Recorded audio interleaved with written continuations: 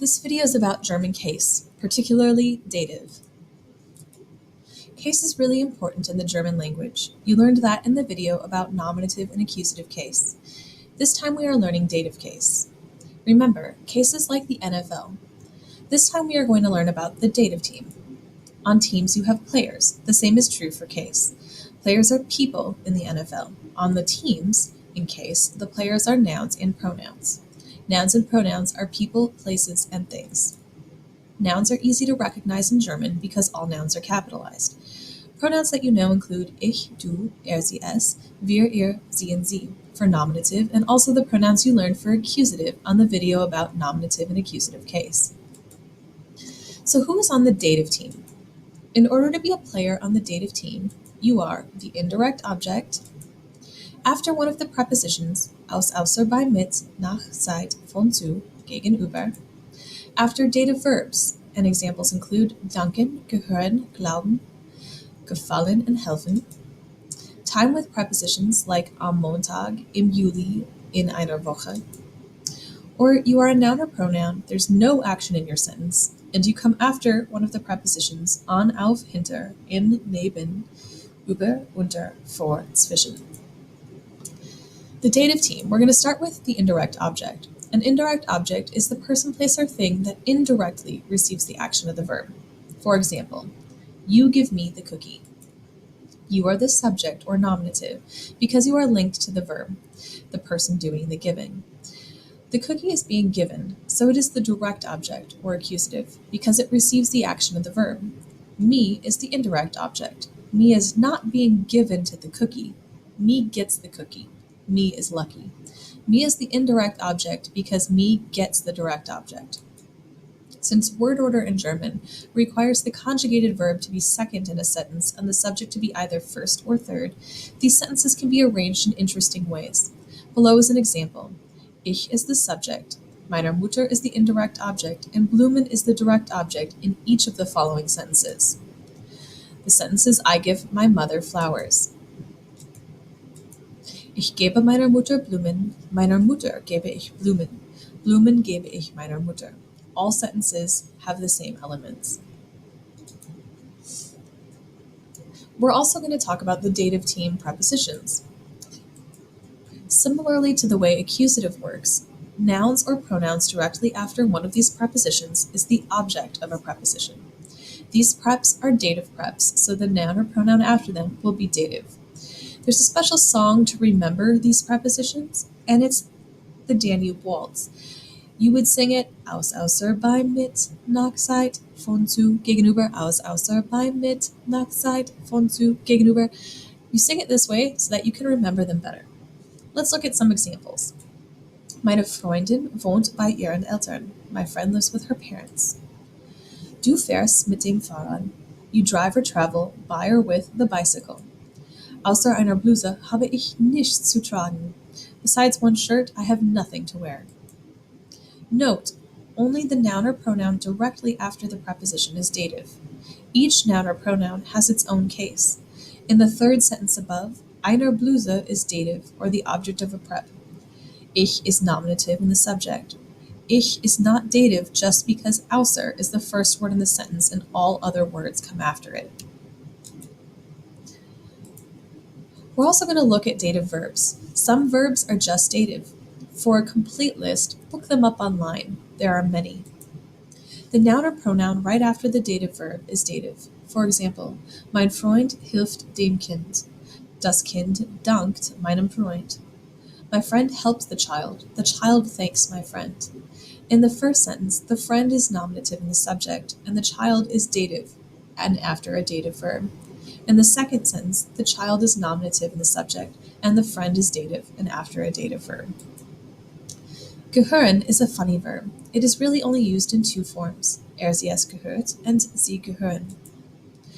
Either something or some things belong to someone. For example, das Buch gehört dem Kind. Die Bücher gehören dem Kind. The book belongs to the child. The books belong to the child. In both sentences, dem Kind is dative. In the first sentence, das Buch is nominative in the subject. In the second sentence, die Bücher is nominative in the subject. The verb changes either from singular or plural depending on if only one thing or more than one thing belongs to the person or people. Gefallen is similar to gehören. It is also used in two forms, sie es gefällt and sie gefallen. Similarly, it is for if one thing or more than one thing is pleasing to someone. For example, die Pizza gefällt den Studenten. Die Pizzas gefallen den Studenten. The pizza is pleasing to the students. The pizzas are pleasing to the students. The students does not change, but if the number of things pleasing them does, then the verb changes. The students are dative here. You have probably been using time expressions for a while. You were unsure why on Monday was am Montag. The phrase is an dem Montag, and it shortens to am Montag. Im Juli is in dem Juli. When time uses in, on, at, or other prepositions, it is dative. We have looked at this rule on a previous slide. A good example of the rule where no action and one of those prepositions is in a sentence is Das Poster hängt an der Wand. The poster is hanging on the wall. In this sentence, the subject, nominative, the poster, is hanging. There is no action because no one is doing it. It is just there on the wall. Since there is no action in the sentence, but there is one of our special preps, Wand, der Wand to be exact, will be dative. You have seen this before only with action, and it was accusative. Previously, we used the example, Ich hänge das Poster an die Wand. I am hanging the poster on the wall. The subject, nominative, is ich, and I am hanging, a person doing an action, the poster, which is accusative direct object, on the wall. We see our preposition on, and with action, so the wall is accusative action with one of those special prepositions. This example is provided so that you can see the difference between a dative and an accusative example with prepositions and verbs, no action versus action. So why does this matter? This matters for the words a or an and the in German. German nouns and pronouns take case. Pronouns change and the articles in front of nouns change. Let's start with pronouns. Remember that only the formal you, sie pronoun, is capitalized in German, unless they occur at the beginning of a sentence. I like to think of it as, I am only the most important person in English, but in German, you are the most important. We have our nominative pronouns, which should not be new to you. We also learned in previous videos the accusative pronouns. You remember that some of them appeared to change while others didn't. But remember that even if they don't appear to change as the word, sometimes their meaning changes. For example, they, sie, changes to them, sie, in accusative. Our dative pronouns are mir, dir, ihm, ihr, ihm, uns, euch, ihnen, and ihnen. You might want to pause the video to look at them and their definitions more closely. We're going to look at a or an. The word an or a also changes in German based on the case of the noun that the a or an is a part of. Since there is no a for plural things, the word kein, not a, will be used in place of a. Kein is also in the a family, so you may not be able to say students are friendly, but you can say no students are friendly. So this will show you which ending you would need on kein in that situation. Not only do these words change, but the words in the same family change, like the possessives. This includes mein, dein, sein, ihr, unser, euer, ihr, and ihr. Mine will be used as an example for how they change in this chart. We have nominative, accusative, and dative, and masculine, feminine, neuter, and plural. The nominative examples are not new to you, and the accusative examples are not new to you. Those we have done in previous videos. The dative examples are einem, meinem, einer, meiner, einem, meinem, and keinen, meinen. And I am also adding some symbols. These symbols can help you remember those words more easily. In the top row, you can see ein is the base word, and there's no ending on ein for nominative masculine. The same can be said for nominative neuter and for accusative neuter. In those three examples, there's no ending on ein. The others follow the same pattern as the chart, which we will look at in a moment. The word the also changes in German based on the case of the noun that the is part of. Not only does the change, but words in the same family change, like the der words that you sometimes use or may use soon. This includes dies, jed, manch, welch, and solch. These will be used as an example for how they change in this chart. We have our nominative examples, which are not new, our accusative examples, which are not new, and our dative examples, which are new. Dem, diesem, der, dieser, dem, diesem, and dem, diesen. The way we remember this the most easily is Race Nasa Merman, or Race Nasa Mr. Minnesota. It's entirely up to you.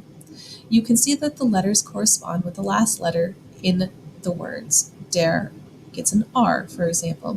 This is an easier way to help you remember what goes in these boxes. We're also going to learn some more dative tricks. There are special nouns called N-nouns. These are weak masculine nouns that don't follow normal rules. Not all masculine nouns are N-nouns, but all N-nouns are masculine. Some examples are der Student, der Junge, der Mensch, der Nachbar, der Herr.